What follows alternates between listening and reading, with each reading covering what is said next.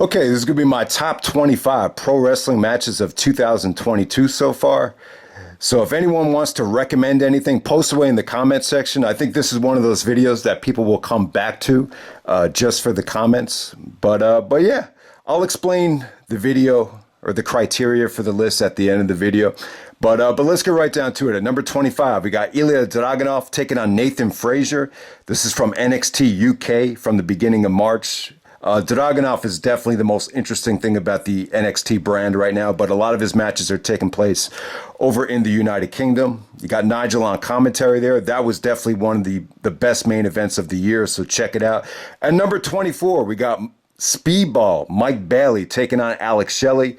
This is from Impact's Multiverse of Matches. This was their WrestleMania show. This stole the show from that show. They actually uploaded it on YouTube. This is one of Speedball's many matches from that same night. That might have been like his third or fourth match of the night. But yeah, a nice little treat there. Definitely check it out. It's available for free on YouTube. Thank Impact for uploading it on YouTube for free. So you could definitely check that out. At number 23, we got Andrade taking on Rey Fenix from Rampage. This was the last Rampage before Forbidden Door. Yeah, I don't know why. It seemed like a lot of the AAA guys were not allowed to wrestle on the New Japan show. I think originally Andrade was supposed to face Osprey, but you know they had Andrade and Rey Fenix have a really nice, exciting match on Rampage. You saw tributes to Eddie, just breathtaking stuff from both guys. Really, really entertaining.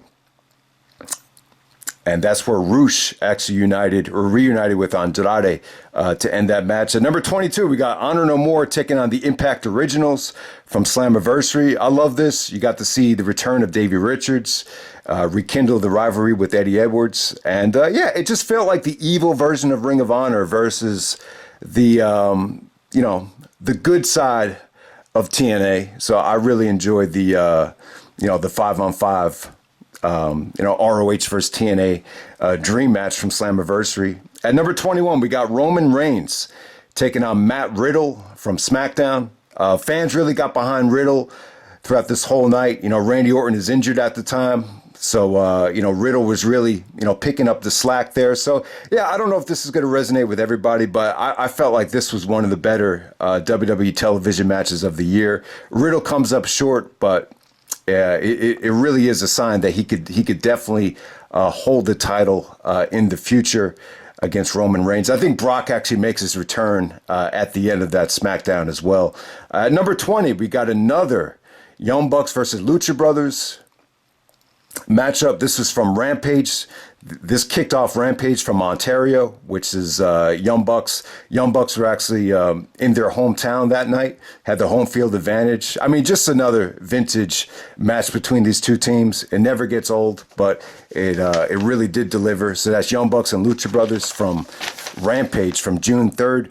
At number 19, we got Jonathan Gresham taking on Bandito. This is from Supercard of Honor, the main event for the Undisputed Ring of Honor title. Gresham puts on another clinic with Bandito, and you got to see Samoa Joe make the save at the end as Jay Lethal and Sanjay Dutt turned on Jonathan Gresham. But yeah, really great exhibition right there. Very underrated match. That's Gresham and Bandito. At number 18, we got Jon Moxley taking on Wheeler Yuta. This was from Rampage from April 8th. Yuta got all bloodied up here. This was kind of like Yuta's last test before he, earned their respect and joined the Blackpool Combat Club.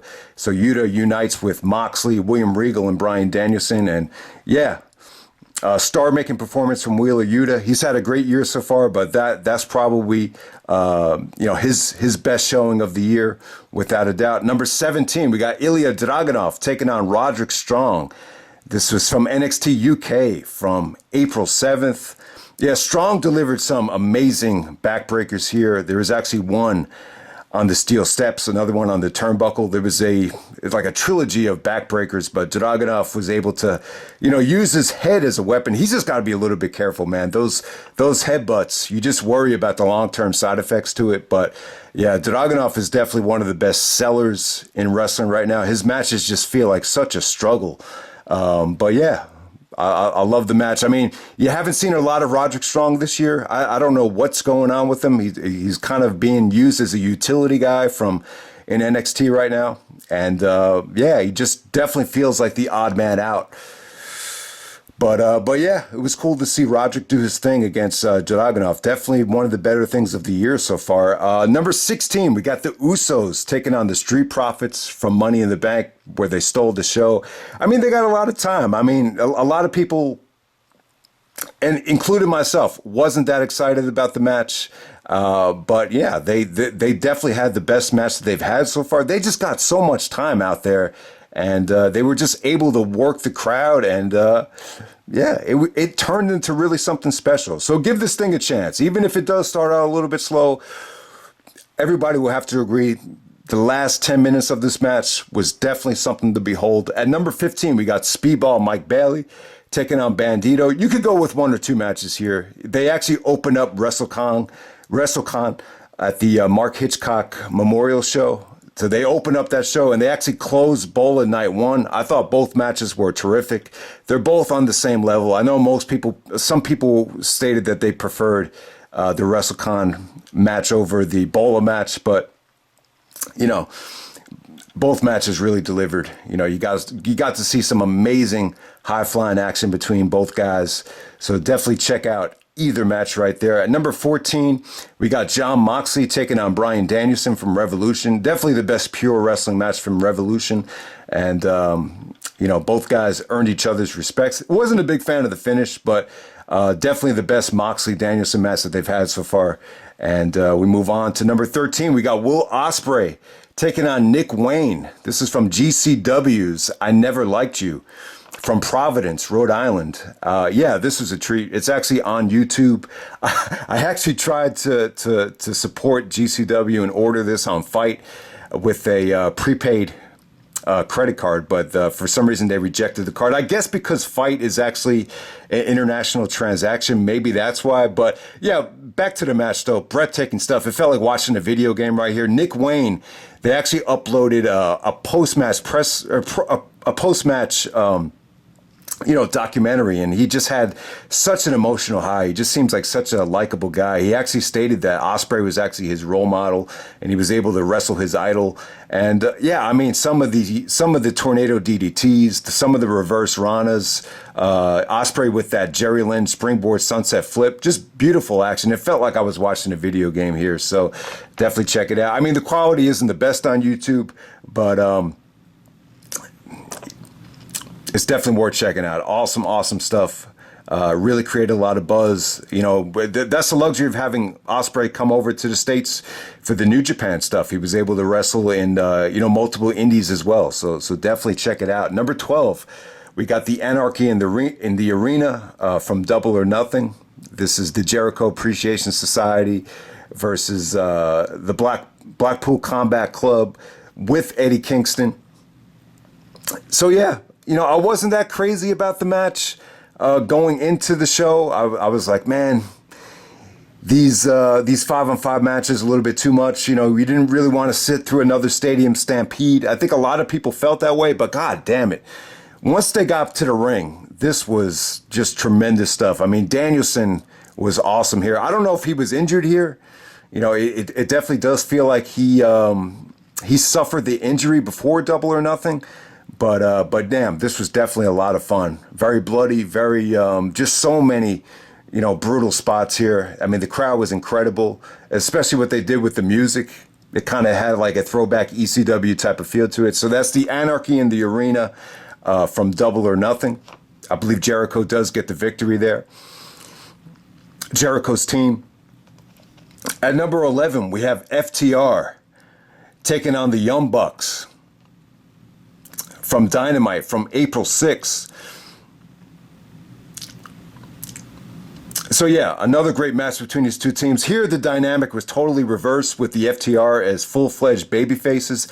They set this match up beautifully at Supercard of Honor when the Young Bucks came out and, you know, kind of interrupted the post-match celebration of the amazing match at Supercard of Honor. But yeah, FTR and the Young Bucks from Dynamite, awesome stuff right there with FTR really tremendously over as babyfaces. At number 10, we got Speedball. God, Speedball's on a lot of these matches. Speedball Mike Bailey versus Takeshner. This is from West Coast, 93 Till Infinity. This is actually on YouTube. I just came across this as a recommended video, and God, this was awesome stuff, man. Takeshner from DDT. You've seen him a little bit in AEW right now, but if you really want to see him do his thing, check this out. He actually was the better performer this night. The match really catered more to Takeshner's style here. I was just really blown away by him. To me, he's like a younger version of Tanahashi. You might compare him a little bit to Coda because of the DDT connection. But yeah, awesome stuff. 93 Till Infinity is... I love that title there. That's actually a Souls of Mischief song and album. They're actually part of the Hieroglyphics supergroup from the Bay Area. You guys know I'm a huge fan of Del the Funky Homo Sapien, and the Souls of Mischief is part of that supergroup, and so is Del. So I'm that beat from 93 Till Infinity. I've actually used it on several of my countdown lists. So if you haven't heard it yet, check out the 93 Till Infinity show and the song as well. Definitely check that out. At number 9, we got Josh Alexander taking on Eric Young from Slammiversary. All right, so a lot of people thought this was going to be a weak main event, and it shocked the shit out of me, man. I was surprised at how crisp Eric Young looked here, though, just on the lockups, and just how crisp and laser focused Young was. Both guys were great here, man.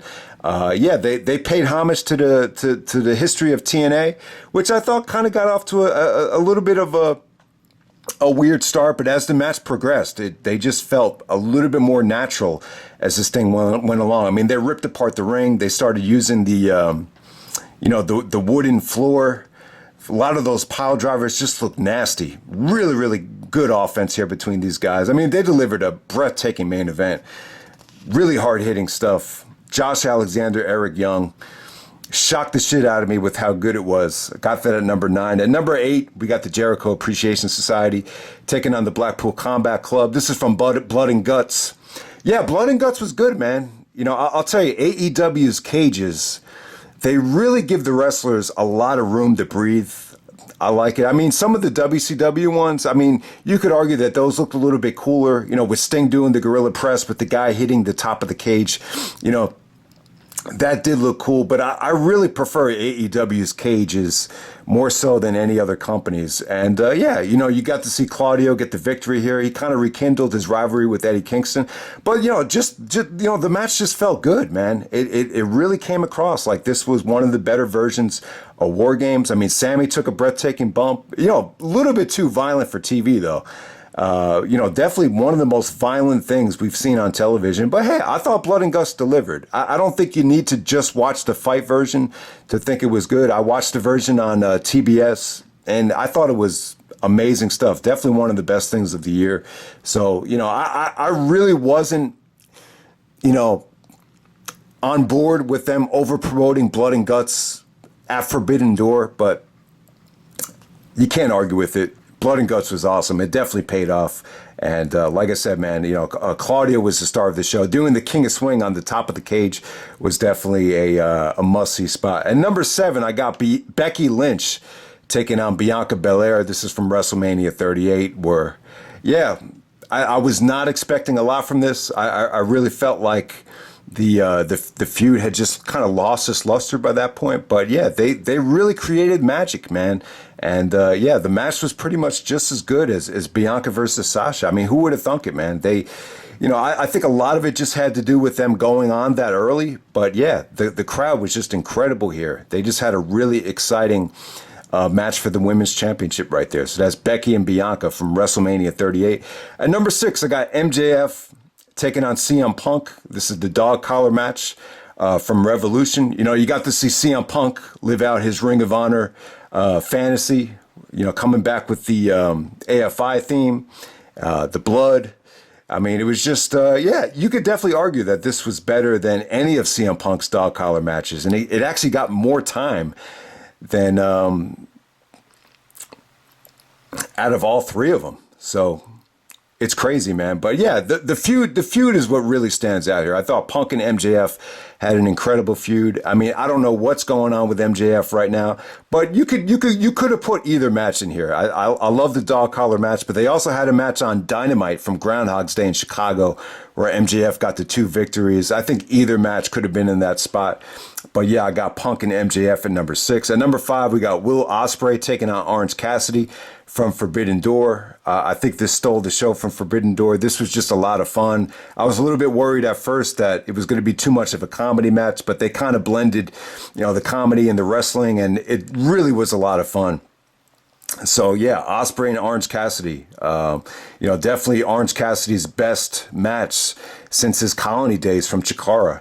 At number 4, we got Adam Page, Hangman, taking on Bryan Danielson, the rematch from TBS. This is the debut, the first match to ever take place